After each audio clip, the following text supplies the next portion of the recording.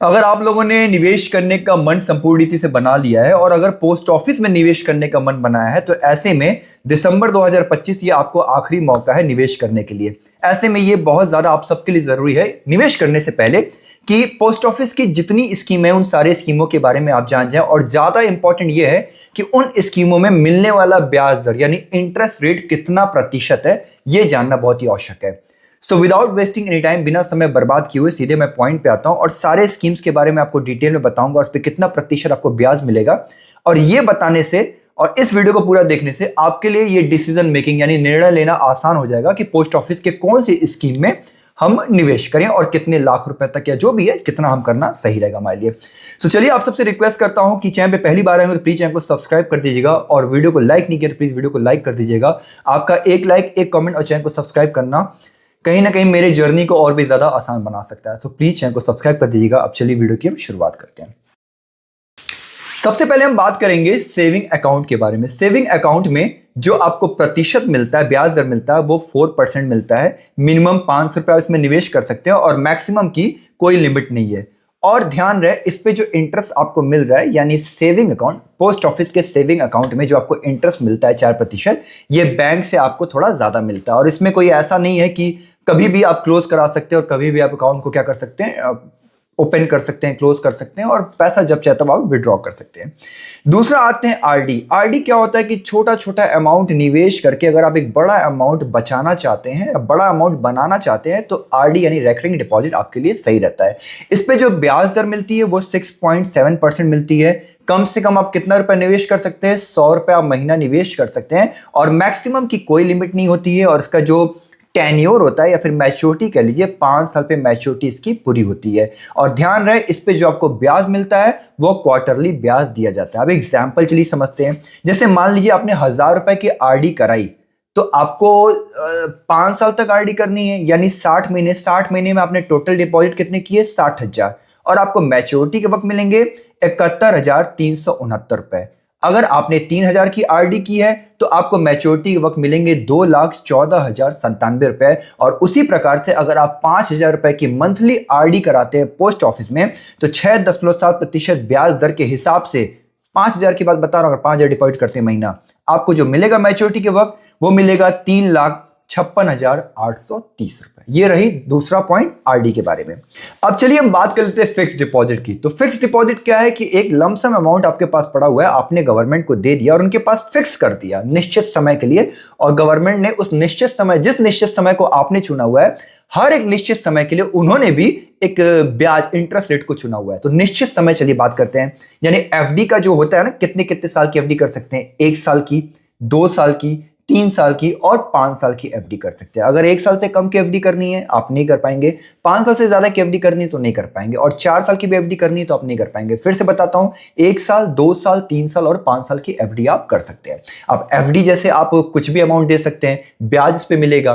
तो मैं आपको बताता हूं हर 1 साल की एफडी पे कितना ब्याज दर लगाया गया ये समझिएगा। अगर 1 साल की एफडी करते हैं तो आपको मिलेगा 6.9% का ब्याज। 2 साल की एफडी करते हैं तो 7% का आपको ब्याज मिलेगा। अगर 3 साल की एफडी करते हैं तो 7.1% का ब्याज मिलेगा और 5 साल की एफडी करते हैं तो 7.5% का आपको ब्याज मिलेगा। अब एक एग्जांपल लेते हैं। मान लीजिए आपने 1 लाख रुपए की एफडी यानी फिक्स डिपॉजिट किया और 5 साल के लिए आपने फिक्स डिपॉजिट कर लिया। बहुत लोग होते हैं जो एफडी कर देते हैं अपने बच्चे, नाती पोतों के नाम पे, ताकि 4 साल 5 साल के बाद जितने भी 3 साल या 5 साल जब भी उसकी टाइम उन्होंने रखी होगी, फिक्स किया होगा कि 5 साल की एफडी चाहिए, उसके बाद जब वो अमाउंट मिलता है तो वो किसी न किसी मुसीबत की घड़ी में या फिर किसी जरूरत, पढ़ाई लिखाई में या फिर शादी में, जो भी है, कहीं ना कहीं काम आ जाती है। तो मान लीजिए अगर 1 लाख की एफडी किया है और 5 सालों के लिए किया है आपने, तो आपके 5 साल यानी मैच्योरिटी पूरे होने पे मिलेंगे 1,44,995 रुपए। ये एग्जाम्पल था। अब हम बात करते हैं सुकन्या समृद्धि योजना। ये सुकन्या समृद्धि योजना जो है वो सुकन्या यानी कन्याओं के लिए, बेटियों के लिए बनाई गई है। और ध्यान दें, 10 साल से कम वर्ष की बच्ची रहेगी तो उसके नाम पे ये अकाउंट को खोला जा सकता है। इस पे जो ब्याज दर गवर्नमेंट ने रखा हुआ है वो 8.2% का ब्याज दर रखा हुआ है। मिनिमम 1,000 रुपए इन्वेस्टमेंट कर सकते हैं और मैक्सिमम की कोई लिमिट नहीं है। और ध्यान रहे, ये जो टेन्योर रहेगा यानी लॉक इन पीरियड रहता है वो 21 साल का रहता है। लेकिन आपको जो डिपॉजिट करना होता है पैसा वो सिर्फ 15 सालों तक ही करना रहता है। तो SSY जो है सुकन्या समृद्धि योजना एक बहुत ही ब्रॉड टॉपिक है और डिटेल में आपका जानना बहुत ही ज्यादा आवश्यक है। मैं डिस्क्रिप्शन में सुकन्या समृद्धि योजना का मैं लिंक डाल दूंगा, प्लीज जाकर के देख लीजिएगा। इसके अलावा और भी जितने भी स्कीम बताऊंगा सबका मिलेगा, बहुत ही प्यार से डिटेल में मैंने आपको समझाया, आप जरूर जाके देखिएगा। बेटियों की पढ़ाई लिखाई उनकी शादी के लिए बहुत अच्छा है। अब हम एक एग्जाम्पल लेते हैं कि मान लीजिए कि आपने 8,333 रुपए अगर आप हर महीने डिपॉजिट करते हैं, यानी अगर आप सालाना की बात करें तो 1 लाख रुपए अगर आप ईयरली डिपॉजिट करते हैं और 15 सालों तक डिपॉजिट करते हैं तो 21 साल यानी मैच्योरिटी पूरे होने पे आपको मिलेंगे 46 लाख से भी ज्यादा रुपए।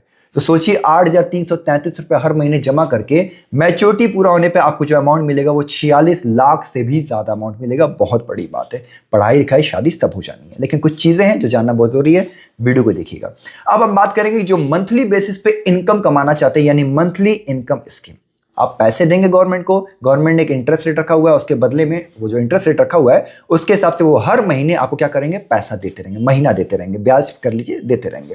समझना पड़ेगा, गवर्नमेंट ने MIS का इंटरेस्ट रेट रखा हुआ वो 7.4% रखा हुआ है। मिनिमम अब 1,000 रुपये इन्वेस्टमेंट करिएगा। और सिंगल की बात करें, सिंगल के लिए जो मैक्सिमम लिमिट रखी उन्होंने 9 लाख रुपया, और अगर आप ज्वाइंट खाता खोलते हैं तो मैक्सिमम लिमिट जो रखी है गवर्नमेंट ने वो 15 लाख रुपए रखी है, और उसका जो टेन्योर है यानी लॉक इन पीरियड है वो 5 साल का है। यानी MIS में आप एक बार जब पैसा निवेश कर देते हैं तो गवर्नमेंट आपको 5 सालों तक हर महीना वो आपको क्या करते रहते हैं, मंथली इनकम देते रहते हैं। और जब आपका मैच्योरिटी पूरा हो जाता है तो जितने आपने पैसे दिए होते हैं वो सारे के सारे वापस कर देते हैं। अब एग्जाम्पल लेते हैं, मान लीजिए आपने 5 लाख पर 5 लाख का आपने MIS किया हुआ है, तो 7.4% के ब्याज दर के हिसाब से हर महीने आपको 3,083 रुपए आपको सेविंग अकाउंट में आपके आ जाएंगे। और अगर आपने 10 लाख की MIS करा ली है तो आपको हर महीने 6,167 रुपए ब्याज मिलते रहेंगे।